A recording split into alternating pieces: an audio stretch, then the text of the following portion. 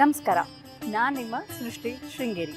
ಶೃಂಗೇರಿ ಅಂದರೆ ತುಂಗಾ ನದಿ, ಮಲೆನಾಡು, ಒಳ್ಳೆ ಊಟ ಇದೆಲ್ಲ ನಮಗೆ ನೆನಪಾಗುತ್ತೆ.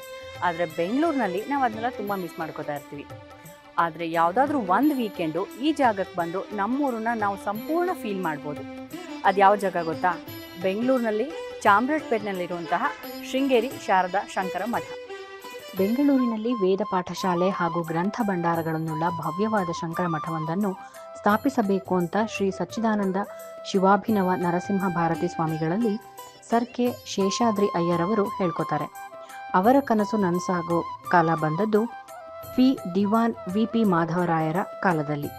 ದಿವಾನರ ವೈಯಕ್ತಿಕ ಶ್ರದ್ಧೆ ಆಸಕ್ತಿಗಳಿಂದಾಗಿ ಚಾಮರಾಜಪೇಟೆನಲ್ಲಿ ಒಂದು ವಿಶಾಲವಾದ ಜಾಗ ಮಂಜೂರಾಗಿ ಶಂಕರಾಚಾರ್ಯರ ಮಂದಿರ ಕೂಡ ನಿರ್ಮಾಣವಾಗುತ್ತೆ. ಕಾಲಡಿ ಕ್ಷೇತ್ರದಲ್ಲಿ ಪ್ರತಿಷ್ಠಾಪನೆ ಮಾಡುವುದಕ್ಕಾಗಿ ಸಿದ್ಧಪಡಿಸಿದಂತಹ ಅಮೃತಶಿಲೆಯ ಶಂಕರಾಚಾರ್ಯರ ಪ್ರತಿಮೆಯನ್ನು ಈ ಜಾಗದಲ್ಲಿ 1909 ಮೇ 24ಕ್ಕೆ ಪ್ರತಿಷ್ಠಾಪನೆ ಮಾಡಲಾಗುತ್ತೆ.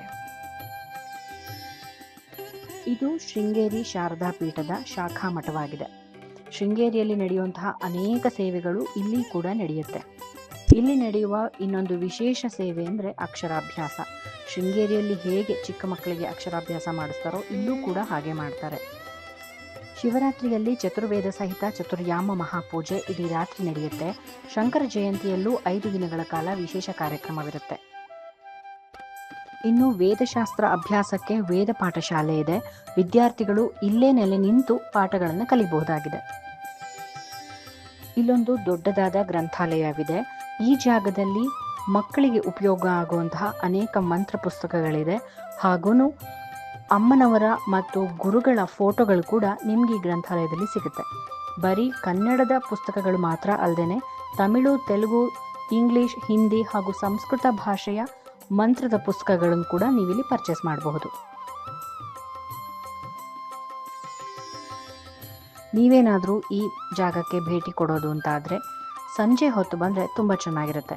ಸನ್ಸೆಟ್ ಆಗೋವಾಗ ಈ ಒಂದು ಶೃಂಗೇರಿ ಶಾರದಾ ಮಠವನ್ನು ನೋಡೋದು ತುಂಬ ಚೆನ್ನಾಗಿರುತ್ತೆ. ಹಾಗೂ ರಾತ್ರಿಯ ಹೊತ್ತು ಇಲ್ಲಿಯ ಲೈಟಿಂಗ್ಸ್ ನೋಡೋದಕ್ಕೆ ಕೂಡ ಖುಷಿ ಆಗುತ್ತೆ. ಈ ಥರದ ಇನ್ನಷ್ಟು ವಿಡಿಯೋಗಾಗಿ ನನ್ನ ಚಾನಲ್ನ ಸಬ್ಸ್ಕ್ರೈಬ್ ಮಾಡ್ಕೊಳ್ಳಿ ಹಾಗೂ ಸಪೋರ್ಟ್ ಮಾಡಿ. Thank you.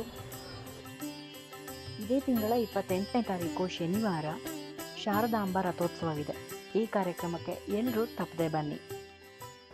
ಹೇಗನ್ನಿಸ್ತು ಶೃಂಗೇರಿಯ ಶಂಕರ ಮಠದ ಸುತ್ತಾಟ? ಅದನ್ನು ಕಮೆಂಟ್ ಮೂಲಕ ತಿಳಿಸಿ. ಮತ್ತೊಂದು ವಿಡಿಯೋಗಳ ಮೂಲಕ ನಿಮ್ಮ ಮುಂದೆ ಮತ್ತೆ ಸಿಗ್ತೀನಿ. ಆಯಿತಾ?